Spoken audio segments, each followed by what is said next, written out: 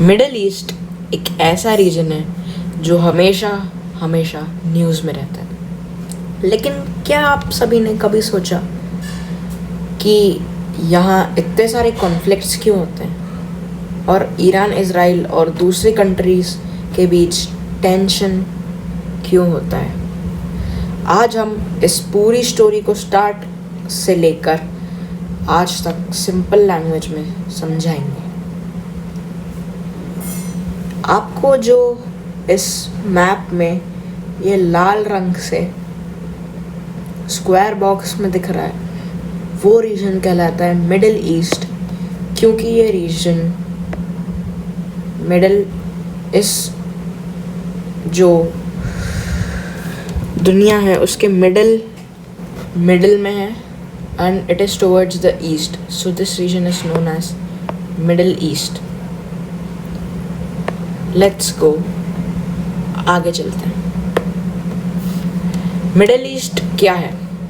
सबसे पहले समझते हैं कि मिडिल ईस्ट क्या है। ये एक रीजन है जिसमें कंट्रीज आती हैं जैसे कि Iran, Israel, Saudi Arabia, Iraq, Syria और भी। तो ये रीजन सबसे फेमस है अपने ऑयल एक्सपोर्ट के लिए। इस almost 20% of the oil of this world 20 नहीं, आई थिंक 35% यहाँ मिलता है। इस रीजन में हमें मिलता है ऑलमोस्ट 35% ऑफ द ऑयल। ये रीजन इम्पॉर्टेंट है इस दुनिया के लिए, क्योंकि मैं आपको रीजंस बता रहा हूँ। रीज़न नंबर 1, यहाँ पे वर्ल्ड का सबसे बड़ा और लार्जेस्ट ऑयल रिजर्व है।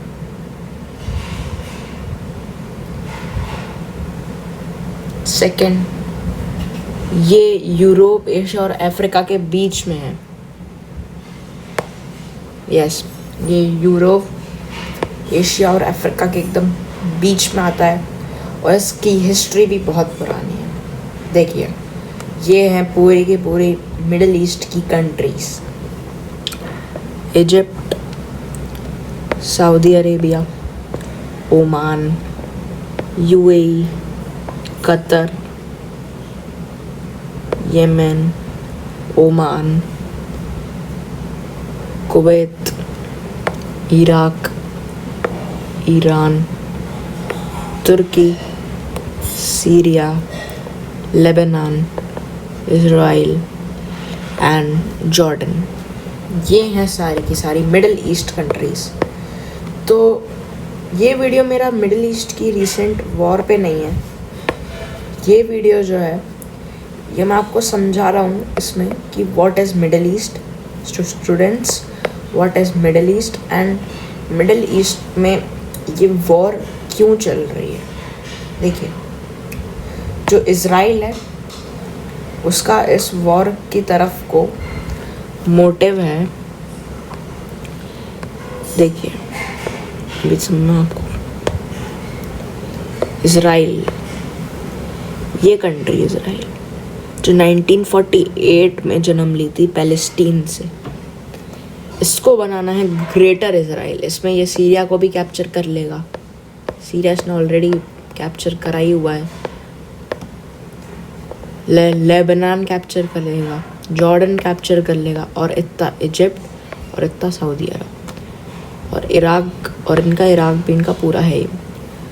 तो कुल मिला के ये बनाना चाहता है ग्रेटर इज़राइल, जो लगभग इराक में भी इन्होंने पूरा ये करा ही हुआ है, जो लगभग इतना बड़ा होगा। ग्रेटर इज़राइल इतना ही बड़ा होगा। हाँ, देखिए, अब ये लोग अपना ग्रेटर इज़राइल बनाने के लिए क्या करते हैं। इज़राइल के पास एक ऐसी टेक्नोलॉजी है जिससे वो अमेरिका को ब्लैकमेल कर रहा है, यानी कि डोनाल्ड ट्रंप को ब्लैकमेल कर रहा है। देखिए, इराक में सत्ता परिवर्तन हो चुका है, the leader is changed. Syria में सत्ता परिवर्तन हो चुका है। लेबनान के खिलाफ अभी वॉर चल रही है। जॉर्डन को भी इजराइल देख लेगा। सऊदी अरेबिया में भी सत्ता परिवर्तन है, वो पूरी तरीके से अमेरिका का है। And then Egypt they will easily capture, क्योंकि इजिप्ट के पास कोई भी ऐसी अपनी फोर्स तो नहीं, मतलब उतनी टेक्नोलॉजी नहीं है। और इजराइल के पास एक ऐसा वेपन भी है, देखिए ये जो आपको ये दिख रहा है, मैं भी डॉट बना रहा हूँ यहाँ पे, इसको बोलते हैं हम हमास। यहाँ पर भी इजराइल ने अभी रिसेंटली, मतलब नॉट रिसेंटली, 1-2 साल पहले वॉर करी थी। तो 1-2 साल पहले यहाँ पे एक इस एरिया में इजराइल के पास एक ऐसी टेक्नोलॉजी है, उन्होंने एक बटन दबाया और इस पूरी कंट्री के या इस कंट्री के एक पर्टिकुलर एरिया के जितने भी वो होंगे वो सब डिस्ट्रॉय हो जाएंगे।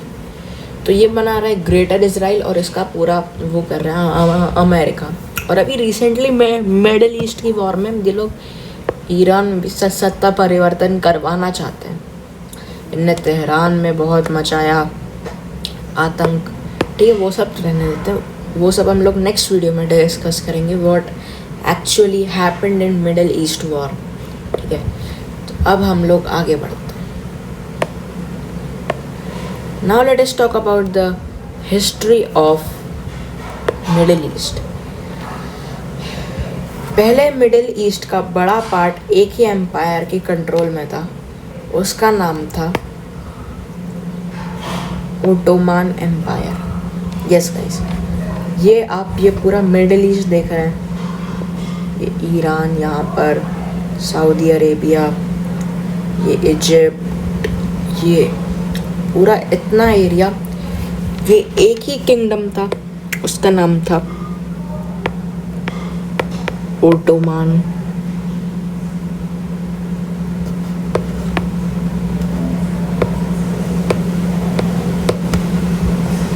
Ottoman empire. Yes guys, yes, ये ओटोमन एम्पायर दोस्तों, ये लगभग 600 साल तक चला था। आई थिंक सो, मुझे लगता है कि ये इसका एंड वर्ल्ड वॉर 1 के बाद हुआ था, वो भी मैं अभी आपको समझाऊंगा कि इसका एंड कैसे हुआ था। ओके सो, लेकिन जैसा कि मैं आपको अभी बता रहा हूँ, वर्ल्ड वॉर 1 के बाद ये टूट गया और यहीं से सारी प्रॉब्लम्स हमारी स्टार्ट हुई। यस, जब वर्ल्ड वॉर 1 ख़त्म हुआ तो ब्रिटेन और फ्रांस ने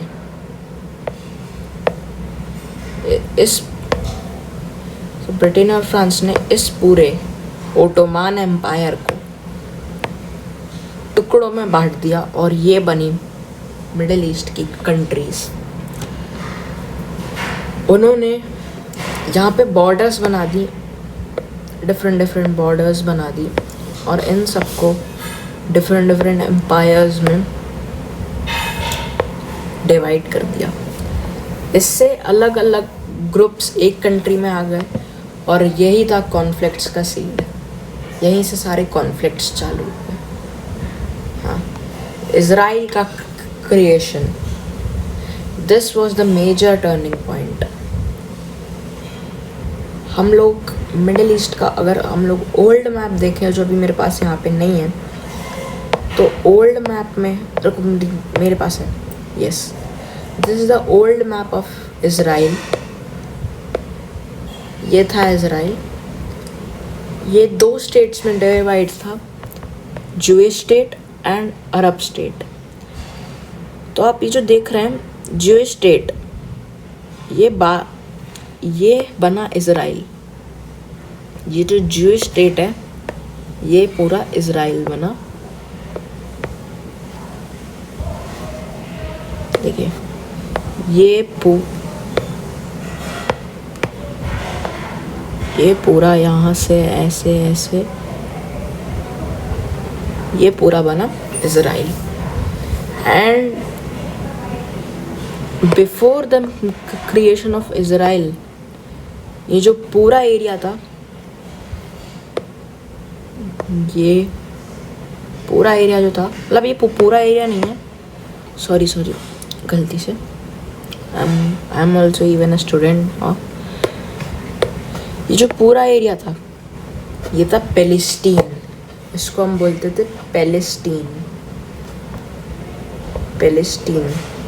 ये 1947 तक पैलेस्टीन का मैप कुछ ऐसा था, Jewish state and Arab state. फिर आया इज़राइल ने अपना एम्पायर एकदम छोटे से खड़ा करा। ये देखिए, ये पूरा इस वक्त देखिए पैलेस्टीन है अभी 1897 1946 तक। ये देखिए इज़राइल ने अपना एक्सपेंशन शुरू कर दिया था यहाँ से, ठीक है। ये पैलेस्टीन है अभी, इसका ज्यूइश स्टेट और अरब स्टेट इसमें नहीं दिख रहा है। पैलेस्टीन देखिए, ये पूरा इज़राइल ने यहाँ से अपना धीरे धीरे छोटा करके अपना वो शुरू कर दिया, ठीक है। अब ये देखिए इज़राइल ने अपना इतना बड़ा स्टेट बना लिया और ये बना हमास नहीं, इनफैक्ट हाँ ये हमास ही है, लेकिन अभी ये हमास बड़ा है। ये पूरा बना अपना इज़राइल, ग्रीन वाला जो आप देख पा रहे हैं ये बना इज़राइल, ओके। देखिए इज़राइल और ये अपना हमास है, अब अपना नहीं, मतलब ये हमास है and here is Hamas capital Gaza, okay.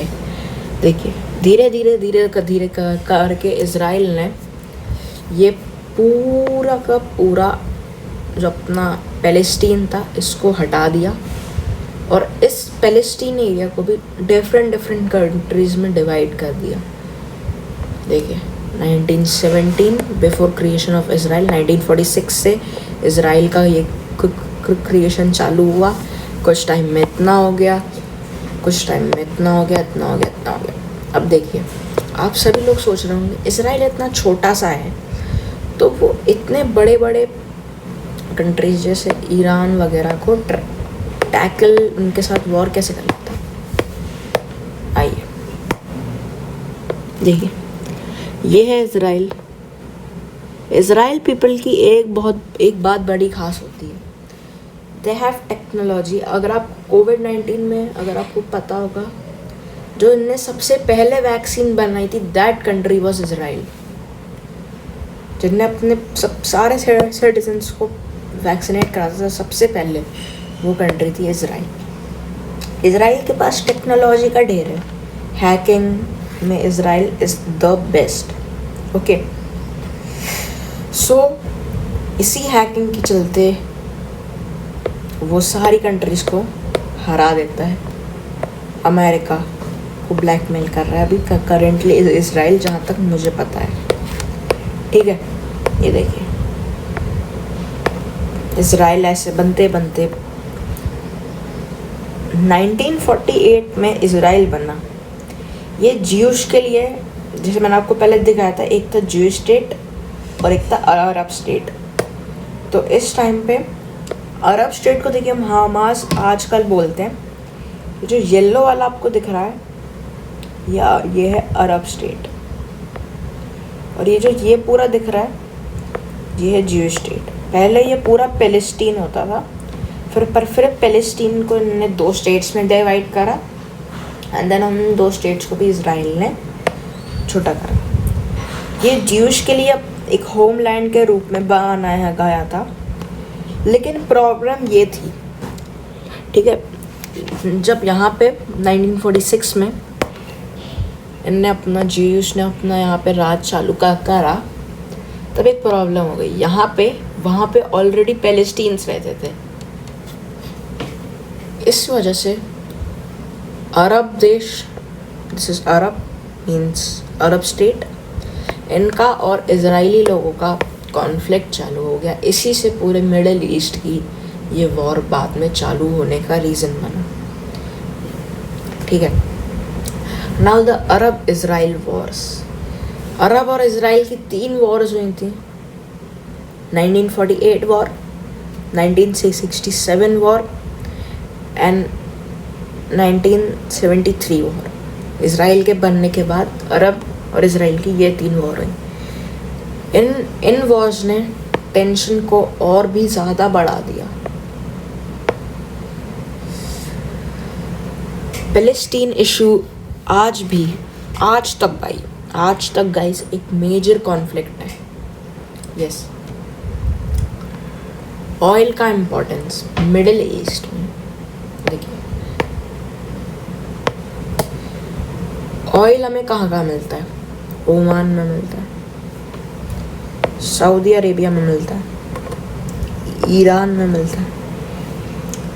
Think so I am यहाँ नहीं, यही ना, कतर में मिलता है। यहाँ पे बहुत सारा ऑयल मिलता है। मिडिल ईस्ट का ऑयल मिडिल ईस्ट ऑयल की दुनिया के लिए बहुत इम्पोर्टेंट है। इसलिए पावरफुल कंट्रीज जैसे America, Israel and a lot more countries का यहाँ पे इंटरेस्ट आता है।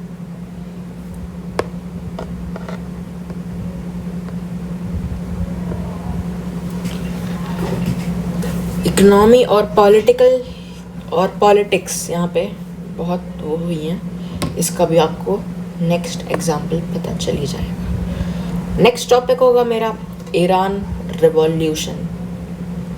1979 में ईरान में रिवॉल्यूशन हुआ।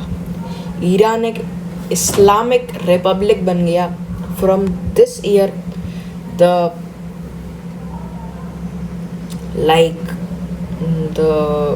Rule of supreme leader started in this country, जो हम आज भी देख रहे हैं। इस ईरान देखिए, ये है पूरा ईरान रिवॉल्यूशन। सब लोग यहाँ सड़कों पे आ गए थे 1979 में। इसके बाद ईरान का रिलेशन वेस्ट कंट्रीज से ख़राब हो गया। वेस्ट कंट्रीज मतलब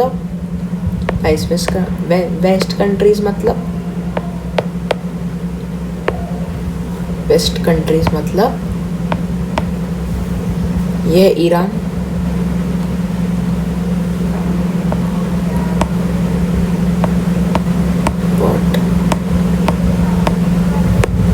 ये है ईरान। ईरान की कंट्रीज जितने भी, लेफ्ट साइड क्या होता है? Waste.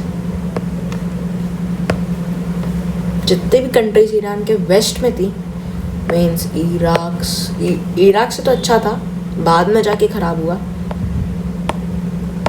Iraq, Saudi Arabia, Oman, UAE, Yemen, Syria, इन सब से रिवॉल्यूशन के बाद जब सुप्रीम लीडर की सत्ता आई, उसके बाद ईरान का रिलेशन ख़राब हो गया अपनी वेस्ट कंट्री से, और जो मिडिल ईस्ट के कॉन्फ्लिक्ट्स थे वो और भी ज़्यादा हो गए। अब आप देखिए, ये यूएसए इतना क्यों उचकता है मिडिल ईस्ट में? The first reason is that middle east के पास बहुत अच्छा और बहुत बड़ा ऑयल रिजर्व है, ठीक है। तो अमेरिका का क्या डील है सऊदी अरेबिया से? अमेरिका खरीदता है सऊदी अरेबिया से तेल, यहाँ से जाता है ऑयल, और अमेरिका बदले में इनको देता है पूरी की पूरी सिक्योरिटी और एली सपोर्ट। यस, पूरी सिक्योरिटी एंड एली सपोर्ट देता है अमेरिका। मतलब खाली सऊदी अरेबिया को नहीं, Saudi Arabia, UAE, Oman, Qatar, इन सबको अमेरिका एली सपोर्ट और सिक्योरिटी देता है, और बदले में इनसे ऑयल खरीदता है और फिर उसको महंगा करके बेचता है। वैसे तो ये एक ब्लैक मार्केट टाइप का हुआ, अमेरिका को पकड़ लेना चाहिए अपना, लेकिन अमेरिका के पास एक बहुत बड़ी पावर है। वो क्या है वो पावर? डॉलर। इन सब की बात हम नेक्स्ट वीडियो में करेंगे। यूएस कई कॉन्फ्लिक्ट्स में इनडायरेक्टली या डायरेक्टली मूव करता है। देखिए मैं आपको एग्जांपल दूं,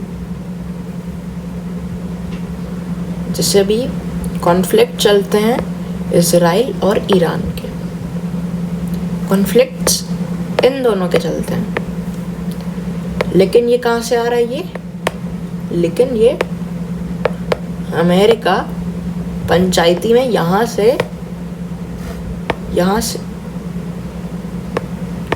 से अपना वेट, यहाँ पे होता है 7, यहाँ पे होता है 1,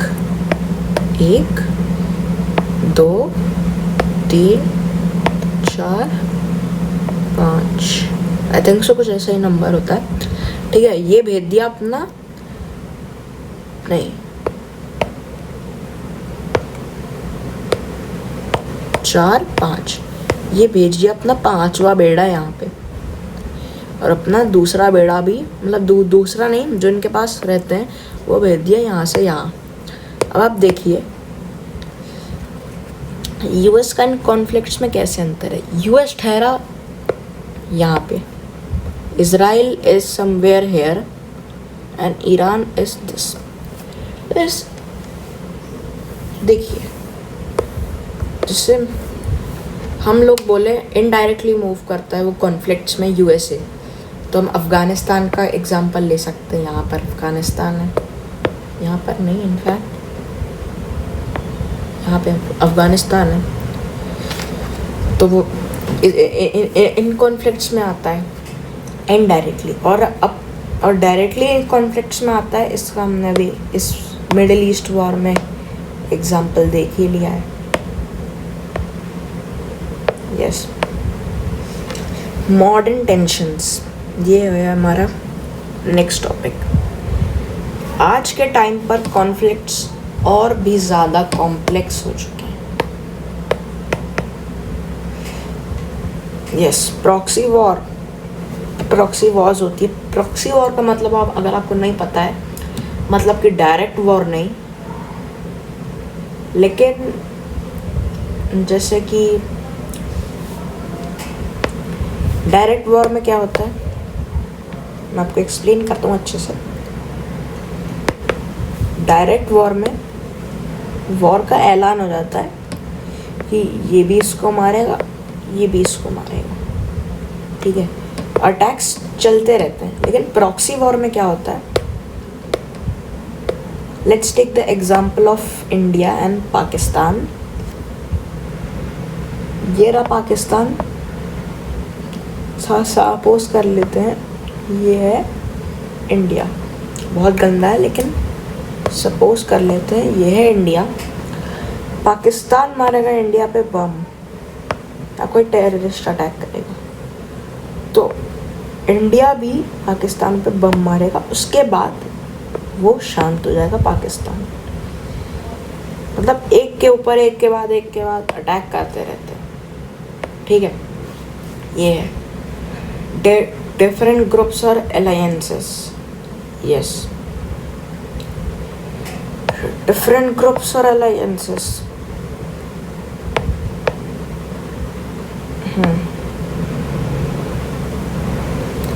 पॉलिटिकल और मिलिट्री टेंशन, भाई इतनी बड़ी वॉर चल रही है स्टूडेंट्स, और ये आप अंदाज़ा भी नहीं लगा सकते। न्यूज़ वाला तो कम बताते हैं, न्यूज़ वाला अगर 10 बताते हैं ना, 10 लोग मर गए या 10 लोग घायल हो गए, तो 10 नहीं 40 होता है वो रियल में।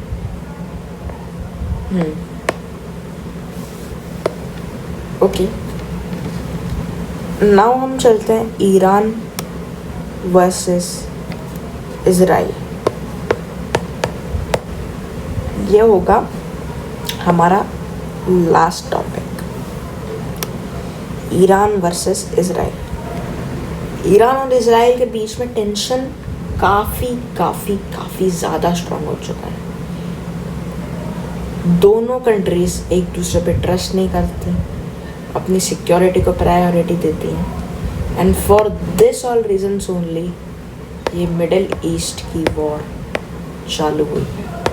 ये बम मार रहा है, ये बम मार रहा है, जो अमेरिका है वो यहाँ पे अपना जहाज खड़ा कर दिया है, यहाँ पे अपना वो क्या बोलते हैं उसको, क्या बोलते हैं गाइस, याद नहीं आ रहा मुझे, वो INS नहीं, अपना वो शिप खड़ा कर दिया। तो यहाँ से फाइटर जेट उड़ता है, तेहरान में जाते हैं, मार के वापस आ जाते हैं। यहाँ से इसराइल भी दिया हुआ है, ड्रोन से अटैक कर रहा है, इससे अटैक कर रहा है। तो ये मिडिल ईस्ट की जंग बहुत ही घातक हो गई है। इससे हम पर क्या इफेक्ट पड़ेगा? इससे हम पर ये इफेक्ट पड़ेगा क्योंकि जैसा कि आप सभी लोग को पता है कि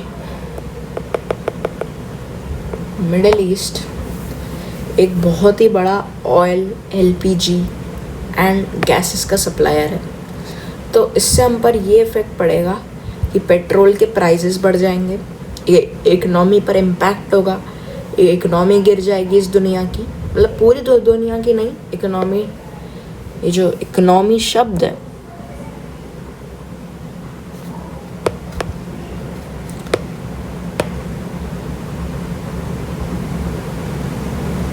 ये इस पूरी वर्ल्ड की इकोनॉमी, मतलब इस वर्ल्ड के पास economy means in the sense कि prices, economics, you can search this on Google, economics and economy पूरे वर्ल्ड की गिर जाएगी एंड ग्लोबल पीस रिस्क भी रहेगा। Yes, now the conclusion. तो मिडिल ईस्ट कॉन्फ्लिक्ट एक सिंपल स्टोरी नहीं है, ये कॉम्बिनेशन है हिस्ट्री, पॉलिटिक्स, ये कॉम्बिनेशन है हिस्ट्री यानी कि Ottoman Empire, politics, different politics Israel और उन सब के बीच में चल रहे हैं, religion and resources. Politics in the sense also means that there can also be one possibility that why US is attacking this Iran for the oil reserves and for the LPG reserves he is attacking. There also can be many possibilities, but this is possibility. Yes. अगर आप सबको ऐसे simple explanations पसंद हैं तो explain x studio को subscribe करो, इस वीडियो को लाइक करो। आई होप कि आप लोग को मैंने जितना भी बताया वो सब आप सभी लोग को समझ आया होगा एंड मिलते हैं आप सभी लोगों से नेक्स्ट वीडियो में and bye bye for now.